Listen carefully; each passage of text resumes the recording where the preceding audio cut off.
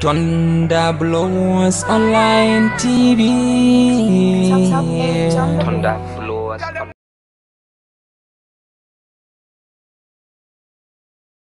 Your Excellency, yesterday you have flagged off the take-up of this Buhari for All. I think it's an organization, political movement you are championing as a national coordinator. And we have seen how the flag off of the movement has attracted the attention of people within and in the neighboring states who came to witness the flag. What is the rationale behind setting up this political movement at the tail end of Buhari's tenure? Actually, this very particular organization, it was it's an initiative of Buhari like minds before and after Buhari leaves office. What even motivated people like me and some other people that believe in his leadership style and administration, and the way he steered his administration from 2015 to date. So we think that the stewardship brings a lot of positive changes in so many aspects. So that is why we think it is higher time, because of so many reasons, that really the like man they need to form this very particular organization. Buhari for all, that we are trying to emphasize that Buhari belongs to everybody and belongs to nobody. So meaning that still the same idea, the same agenda that he came with in 2015 is still the same thing. We are trying to explain to the public or to show our appreciation, because many people from, as I said, from different aspects, some are politicians, some are business people, some are technocrats, and so many of them, we decide to come together to form this a very particular platform. So, but somebody will say you are going to find it very difficult to sell this idea, looking at the emerging political development in the country now. 2023 is almost approaching. There has been agitation for the South to take over, for the North to return. This idea of believing with Buhari for all now, how sellable is it, looking at the political development in the country today? I think it is the right time for this association to come on board, because the Buhari is exiting, and there is a lot of agitation both in the south and the north of so many people with the ambition to occupy the number one seat in the country. So, and Buhari, he believes in unity, and then he believes in one Nigeria. So, looking at his own perspective, being of nationalistic, so they say, what can we do together collectively to assist in ensuring that really Nigeria remains one? And then Buhari is a platform. Forget about the party, it's a platform on its own. You know, in 2011, when he contested in CPC, looking at the vote he got, and that vote can, we can categorically say that Buhari is a platform, and being a platform. So when you use that platform in order to achieve a smooth transition that will make or will stabilize the system. And as stabilize the system, looking at what he did in both areas. So, and then that is what make it to be easy for anybody who is aspiring to occupy the number one seat, more especially our party APC. So, but Your Excellency, even the North is divided ahead of 2022, no doubt about that. You hear a lot of camps, political camps, emerging within APC. You hear about Governor Badaru having forming a camp with in collaboration with other governors. Your own here from Zamfara, Abdulaziz Yari, is also allegedly moving ahead using completely a different platform. And it's as if Buhari is not, did not care to ask or to talk to these people. So if the North is divided, how much of the thought? Well, actually, the mandate is not about a camp. We are talking about mandate. This very particular mandate is a mandate, and it was only given by the masses. So it's the masses that can determine who's going to be who, not amount of political permutation which is taking place in the country. The masses can decide at any given time to bring somebody that really they believe and they trusted in him. So that is why the belief that and the confidence that Nigerian masses repose on President Muhammad Buhari, that is what even emanated this association to come on board, because we believe with this association and in all these political camps and permutation they are doing. You cannot say that there is no political camps or whatever. It's allowed. That is why we call it political permutation. So it can yield any result at the end of the day. But the most important thing is the Nigerian masses, they so much believe in President Muhammad Buhari. So for that reason, I think all this camp, all this permutation, one day it will be resolved by the masses. And the masses, they always listen to President Muhammad Buhari. So that anything and everything will be okay and it will be in control without any problem. So what are you doing to have a compendium of the legacies of Buhari after office? Because this is what matters more. There has been argument as to whether he has delivered or not.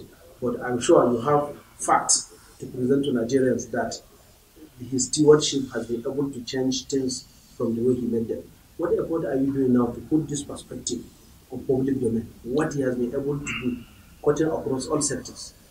Well, we are doing a lot of effort and so many others. That is why this particular organization, Buhari for All, is trying to bring to the fore the numerous achievement which has been taking place during his stewardship.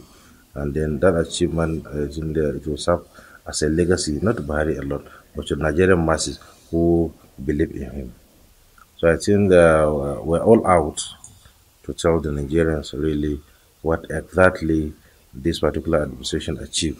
They achieved so many things in all aspects, ranging from the economy, infrastructures, the issue of agriculture, and so many others that I think this interaction would not even allow me to say even maybe 1/10 of the achievement so far. But basically, if you can maybe understand from the previous administration and what is playing out today, is glaring that really this administration is really, really, really trying. Because at the time when the barrel, that was 2013, 14, and what have you, yeah, in the global market is almost 100 plus, 109, 110, so thereabout per dollar.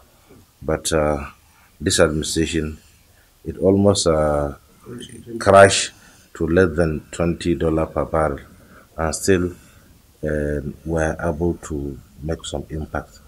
Looking at the this year, how this administration awarded a contract, Kaduna, Abuja, Kano, which is almost 786 billion naira. It's a huge contract, not only in Nigeria. Even US awarded such contract. That's almost $2 billion. They know that really is too significant to mention. So, and at that time, when the barrel was sold at 100 plus dollar, the governor of that day, they even they refused to pay salary. But with this administration, I think all civil servants, they can testify that really Buhari is working and he's doing his best to ensure that the workers' remuneration is paid as it can do. So this is one of Your Excellency, what is your? There are people that have this opinion that Buhari is naturally exiting with APC because people return their loyalty to APC simply because of Buhari. That by 2023 he's exiting with that party. That is another side of the argument. But how do you see this perception? That you call it perception. Perception is allowed in in politics, and not in everything is allowed. But that is why we call Buhari a platform. If Buhari decide to remain in whatever in APC, then APC will continue because it's a platform. Without Buhari, 2015 we will not uh, voted PDP out of power, but because of the magnanimous support that he enjoyed from the masses across the 36 states and Abuja, that's how we're able to make it possible. And I believe people that have these notions that if Buhari is exiting, he's going with the APC because they don't want continuity. Because Buhari, he believes in continuity.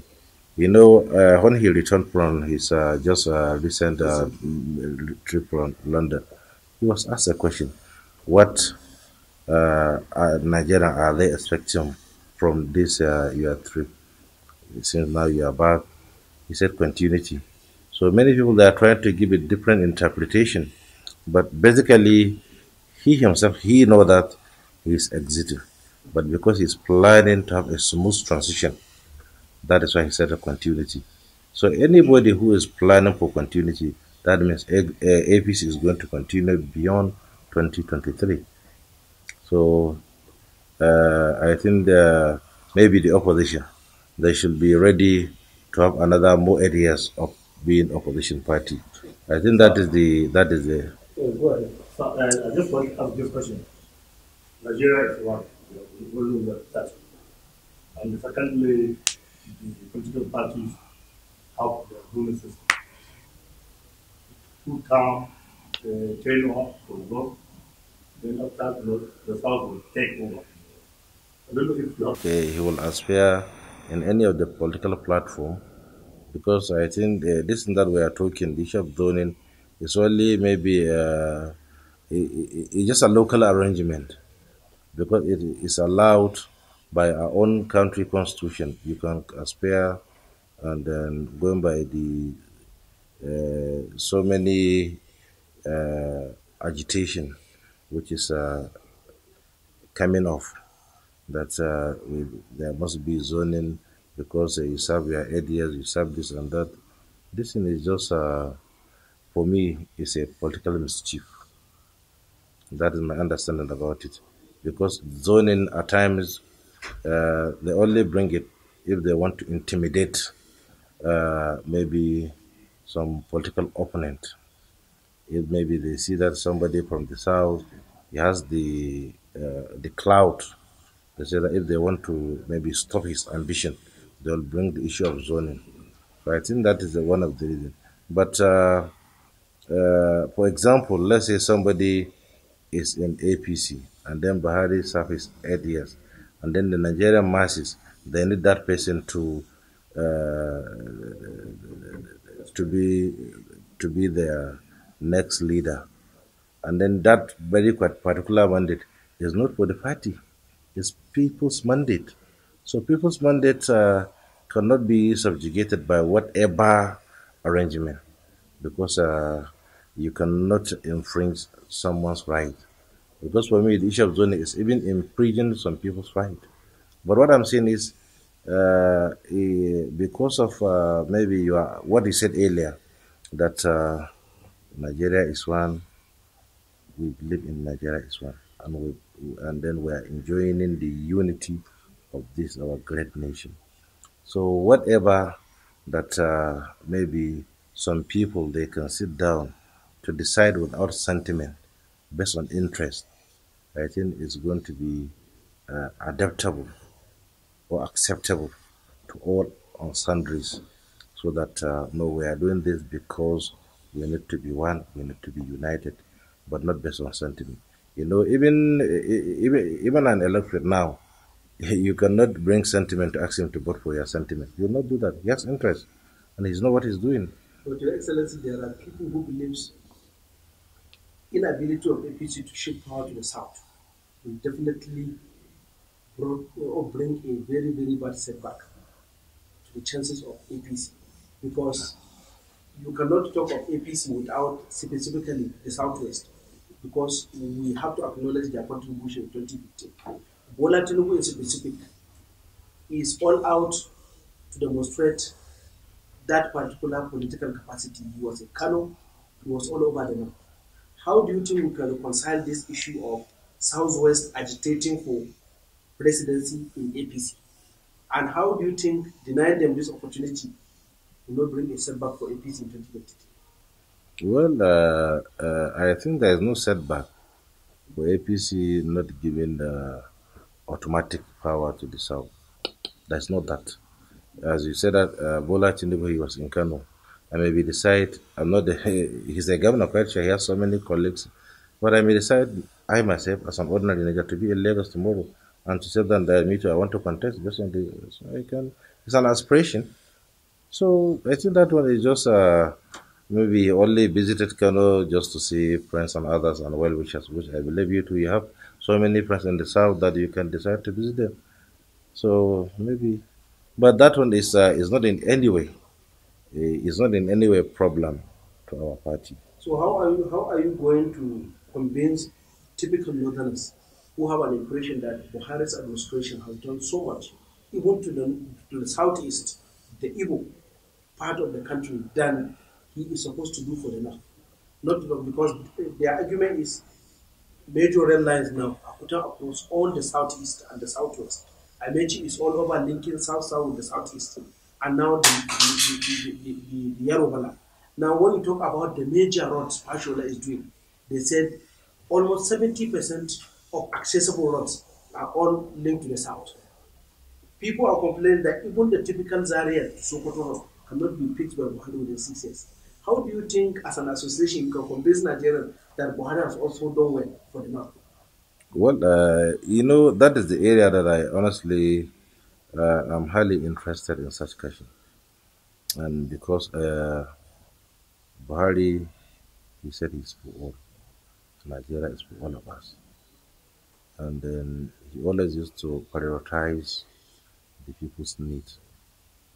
The time he came on board, his first agenda was to revitalize the agricultural process, so which majority of the in northern Nigeria, they solely rely on agricultural activities.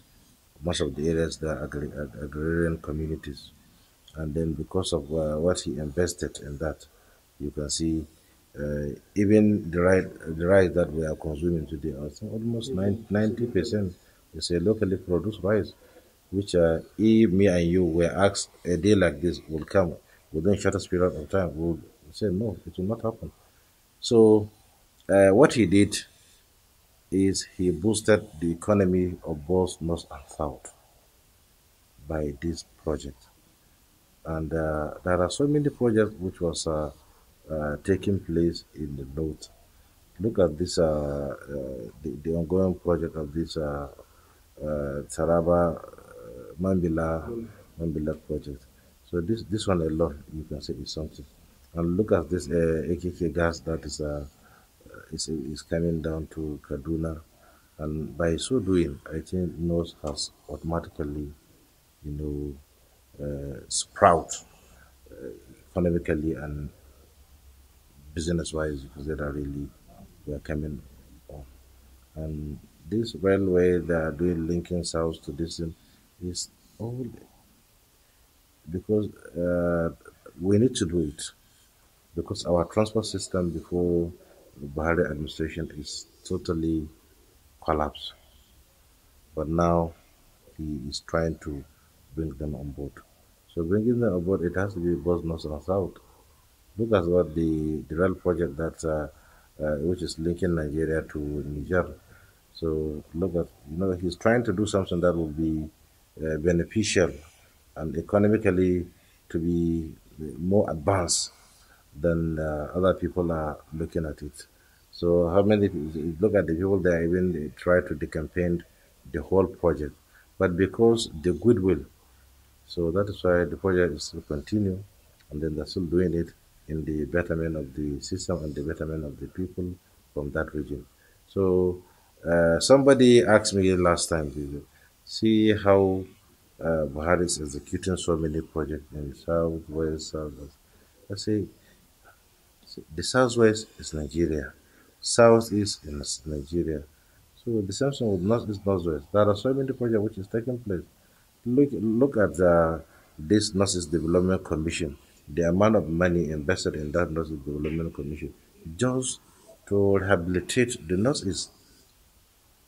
And it is part of something that we, whether we like it or we need to mention that without rehabilitating the Northeast from the rebellion, insurgency, and so many things that took place from 2008 to date, that means we are doing nothing, considering the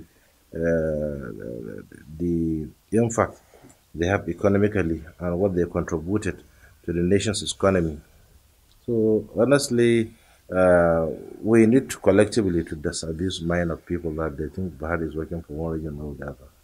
We need to at least do justice to him that Buhari is working for Nigeria because he is working with the Nigerian bandits. So my last and almost final question: we are having PDP governors trying to eye or to demonstrate interest in joining the Buhari-led APC political party in Nigeria. In Zamfara, we have been hearing that an arrangement is on for Zamfara government to move to APC. In Bauchi, rumor has been heard that Bauchi governor is planning to decamp. We have heard that Sokoto state government is also planning to decamp to APC. How do you see this at a time when Nigerians are saying APC is dying with the outgoing president, and yet more governors are thinking of coming into the APC again? Do you think that makes sense? And are you ready to even receive the governors? Because Yes, that is the big question. yes. If you look at the larger picture of the likely PDP governors to defect to APC, you can say categorically, really APC is working, but it's not APC because they believe in President Muhammadu Buhari administration. That is why they said that they want to join him, so that to continue or to support him because they see that the good work he's doing to the country is really changing the perspective politically, economically, and even security wise. It's changing the perspective. So uh, it's like the PDP governors, they are trying to explain to the public that APC is still alive and remain the most strongest party in the Nigeria. And by all standard, you can see that what I said earlier that APC is going to remain beyond 2003 is real, because if APC house is maybe is collapsing or is shrinking. I think no minded minded person that says I want to join this. Nobody will do that. But are you ready to accept it? Yes, Because there has been problem. Even last week, your party make it very clear that, for example, a governor to make that move, he will face little of 5 litigations in court, and he's going to lose the seat. That means it seems APC is not ready to receive sitting governors from another party. We have different. I have different opinion from the way people are looking at if maybe some governors are trying, PDP governors are defecting to APC. For me, it's welcome. It's welcome, honestly, because they believe that their own political house will no longer take them anywhere, but they are looking a place that will be more secured, more applicable. If the Nigerian masses, they so much believe in President Muhammad Buhari, and they have to identify, themselves with the masses if truly they are the leaders. But because if you are not a leader, so that means you will lead based on your own personal assertion, not on collective or general assertion. So what I'm saying here is, for me, if they are coming today, they are welcome because not only so there are so many uh, people that said they want to they are defecting to from this platform to another platform. Some are political talks even, but they were accepted and welcomed. So what of the sitting governor that said, I want to join your party? Where it's a democracy, and nobody can stop anybody from moving from one party to another. Because by even making that statement, if he takes you to court, because the freedom, based on the freedom of expression or whatever. Yes, freedom of association. You cannot take him to court. He can take you to court by asking him not to come, because this one is an insult. It's an even intimidation, and it's not even allowed to intimidate somebody, to insult somebody that don't come to this one, because that's constitutional biking. But the fear of your party is when the governor comes and he is going to hijack the structure. And maybe majority of you in the party will feel your fate is undecided if the sitting governor moves. The idea of if somebody defect to APC or the governor defect to APC will hijack the party. For me, honestly, it's just nothing. Because anybody that have such illusion, that means he's not playing politics. He's not a Democrat. It's like maybe he consider a political platform as his own personal investment. It is not an investment. It is not a property. It's people's property. And they have this It's people's structure. So it's the people that can determine, okay, this man joined APC today. Then because there are structure in the party, that structure can decide or determine who is going to be our next candidate. And it's based on the nature, or because it's like in APC, we have three different ways of selecting candidates. We have direct primaries, indirect primaries, and consensus. So these three, if you are saying that maybe you are going for direct primaries, that means all the Congress, all the party members, they have right to choose who is going to be their party candidate. Then coming to the indirect, maybe that one it has a limited number, but I only call it a limited number. How can somebody maybe decide that I can maybe have power to more than 5,000 people at a time, that these people are my own workers? That is maybe how people, if they say the hijack.